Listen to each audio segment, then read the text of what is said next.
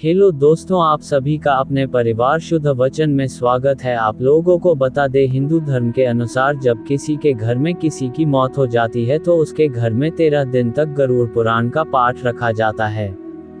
शास्त्रों अनुसार कोई आत्मा तत्काल ही दूसरा जन्म धारण कर लेती है। किसी को 3 दिन लगते हैं, किसी को 10 से 13 दिन लगते हैं और किसी को 1.25 माह लगते हैं। लेकिन जिसकी स्मृति पक्की, मोह गहरा या अकाल मृत्यु मरा है तो उसे दूसरा जन्म लेने के लिए कम से कम 1 वर्ष लगता है। तीसरे वर्ष गया में उसका अंतिम तर्पण किया जाता है। फिर भी कई ऐसी आत्माएं होती हैं जिन्हें मार्ग नजर नहीं आता है और वे भटकती रहती है।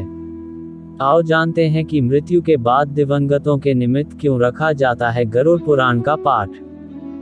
दोस्तों, अगर आप अभी तक शुद्ध वचन परिवार से नहीं जुड़े हैं तो अपने परिवार से जुड़ने के लिए चैनल को सब्सक्राइब कर ले। दोस्तों, सबसे पहले जानेंगे गरुड़ पुराण क्या है।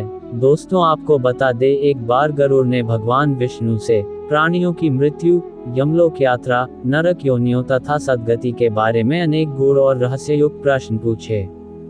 उन्हीं प्रश्नों का भगवान विष्णु ने सविस्तार उत्तर दिया। ये प्रश्न और उत्तर की श्रृंखला ही गरुड़ पुराण है। अब आपको बताएंगे गरुड़ पुराण को मृत्यु के बाद क्यों सुनाते हैं। गरुड़ पुराण में मृत्यु के पहले और बाद की स्थिति के बारे में बताया गया है। इसीलिए यह पुराण मृतक को सुनाया जाता है तथा 13 दिनों तक मृतक अपनों के बीच ही रहता है।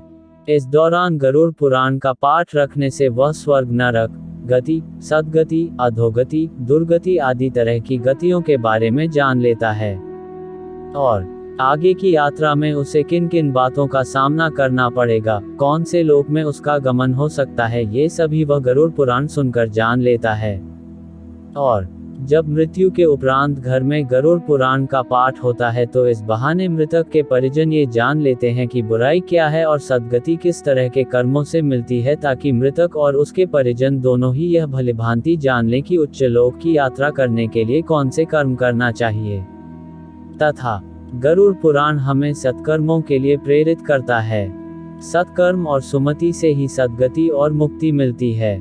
और गरुड़ पुराण में व्यक्ति के कर्मों के आधार पर दंड स्वरूप मिलने वाले विभिन्न नरकों के बारे में बताया गया है। गरुड़ पुराण के अनुसार कौन सी चीजें व्यक्ति को सद्गति की ओर ले जाती हैं, इस बात का उत्तर भगवान विष्णु ने दिया है। तथा गरुड़ पुराण में हमारे जीवन को लेकर कई गूढ़ बातें बताई गई है जिनके बारे में व्यक्ति को जरूर जानना चाहिए। आत्मज्ञान का विवेचन ही गरुड़ पुराण का मुख्य विषय है। गरुड़ पुराण के 19,000 श्लोक में से बचे 7,000 श्लोक में गरुड़ पुराण में ज्ञान, धर्म, नीति, रहस्य, व्यवहारिक जीवन, आत्मा, स्वर्ग, नरक और अन्य लोकों का वर्णन मिलता है। और इसमें भक्ति, ज्ञान, वैराग्य, सदाचार, निष्काम कर्म की महिमा के साथ यज्ञ, दान, तप, तीर्थ आदि शुभ कर्मों में सर्वसाधारण को प्रवृत्त करने के लिए अनेक लौकिक और पारलौकिक फलों का वर्णन किया गया है।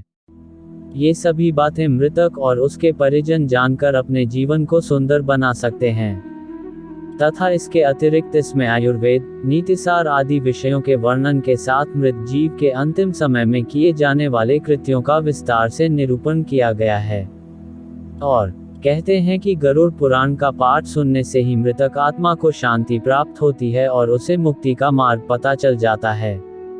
वह अपने सारे संताप को भूलकर प्रभु मार्ग पर चलकर सद्गति प्राप्त कर या तो पितरलोक में चला जाता है या पुनः मनुष्य योनि में जन्म ले लेता है।